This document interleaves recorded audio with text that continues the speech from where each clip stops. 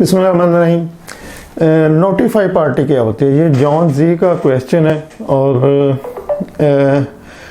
ये notify party bill of lading के ऊपर होती है और एलसी के अंदर भी मेंशन होती है। दो जगह पे नोटिफाई पार्टी मेंशन होती है, एलसी में, और जो एलसी के अंदर मेंशन होगी वही बिल ऑफ लेडिंग के अंदर मेंशन होगी।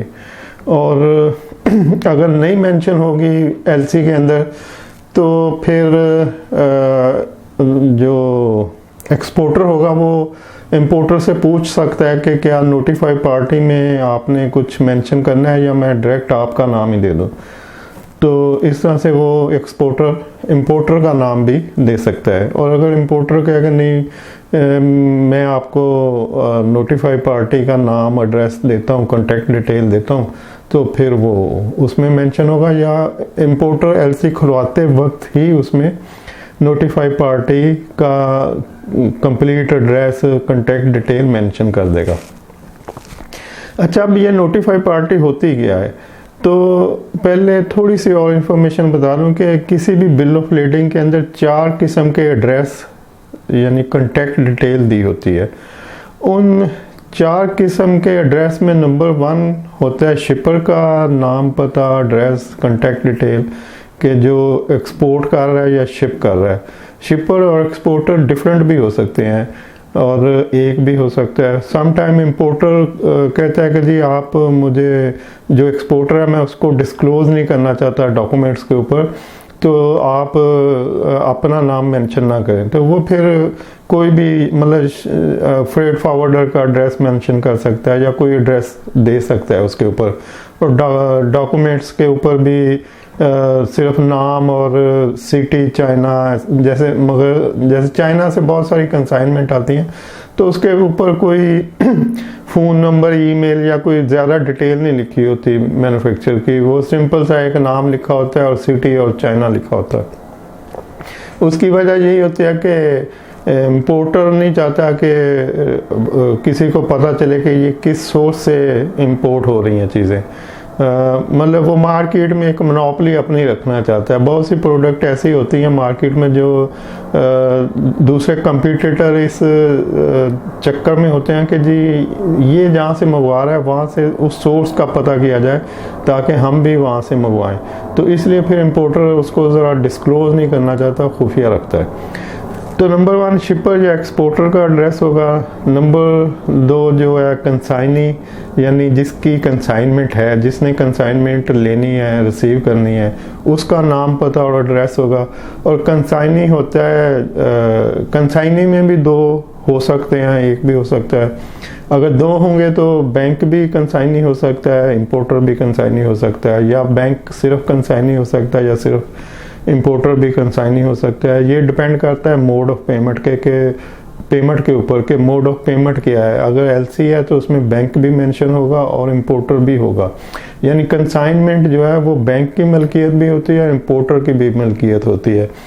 जब तक इंपोर्टर बैंक को पेमेंट नहीं कर देगा वो कंसाइनमेंट बैंक की मलकियत ही होती है। और जब भी shipping documents LC opening bank में आते हैं तो एलसी ओपनिंग बैंक वो डॉक्यूमेंट इंडोर्स करके देता है इंपोर्टर की फेवर में। इट मीन्स कि वो डॉक्यूमेंट्स बैंक के नाम होते हैं, लेकिन बैंक पेमेंट लेने के बाद उसको इंडोर्स करता है कि जी मैं इंपोर्टर की फेवर में ये डॉक्यूमेंट साइन करता हूँ, तो आप कंसाइनमेंट इंपोर्टर को दे दें। तो ऐसे कंसाइनी में भी 2 एड्रेस, नाम, पता, डिटेल हो सकते हैं, एक बैंक का और एक इंपोर्टर का। और अगर कोई एडवांस पेमेंट आ जाए, डायरेक्ट कोई सीएडी है या मतलब बैंक इन्वॉल्व नहीं है, तो वो बैंक को छोड़ के सिर्फ इंपोर्टर का नाम, पता भी हो सकता है उसके ऊपर। और इंपोर्टर को छोड़ के सिर्फ बैंक भी हो सकता है। अगर कोई लोन है, बैंक लोन है उसके ऊपर, या कोई स्पेशल अरेंजमेंट है तो जिसमें इंपोर्टर की ज़रूरत नहीं होती, वो कंसाइनमेंट बैंक के नाम ही होती है। बैंक फिर उसको फर्दर आगे इंडोर्स कर देता है। मतलब अगर बैंक के नाम हो तब भी वो बैंक ने तो नहीं लेनी, वो किसी ना किसी को इंडोर्स करेगा। और अगर बैंक और इंपोर्टर के नाम हो तब भी ठीक है। और अगर एलसी नहीं है तो वो फिर सिर्फ इंपोर्टर के नाम पे होगी। तो अब चलते हैं। नोटिफाई पार्टी तीसरी होती है। नोटिफाई पार्टी इंपोर्टर ही होता है, लेकिन सम टाइम इंपोर्टर चाहता है कि इसमें नोटिफाई पार्टी और किसी को बना दिया जाए। पहले तो ये देख लेते हैं कि नोटिफाई क्या था। नोटिफाई होता है कि जिसको नोटिफिकेशन जाना है, यानी जो शिपिंग लाइन जिसमें उसका कंटेनर है इंपोर्टर का, जब वो शिपमेंट डेस्टिनेशन के ऊपर पहुंच दिया, उस ड्राई पोर्ट पे, सी पोर्ट पे, जिस जगह भी उसने डिस्चार्ज होना है कंसाइनमेंट ने, जब वहाँ पर पहुँचेगी तो शिपिंग लाइन का उस कंट्री में या उस सिटी में जिस जगह कंसाइनमेंट पहुँची है, जो शिपिंग लाइन का ऑफिस होगा वो उन सब इंपोर्टर को कांटेक्ट करेगा जिनकी कंसाइनमेंट्स वहाँ पे अनलोड हुई हैं, डिस्चार्ज हुई हैं, जिनके कंटेनर या लूज शिपमेंट है, तो जो भी शिपमेंट्स उस पोर्ट के ऊपर अनलोड हुई होंगी, तो जिस शिपिंग लाइन की वो होंगे कंटेनर या बुकिंग, वो शिपिंग लाइन अपने उन इंपोर्टर को इन्फॉर्म करेगी कि जी आपकी शिपमेंट आ गई है, तो आप इसको करें आगे जो प्रोसेस करना है, मतलब रिलीज़ करवाने का मतलब एक इंटीमेशन देगी। इसी को नोटिफाई कहते हैं, यानी नोटिफिकेशन दिया।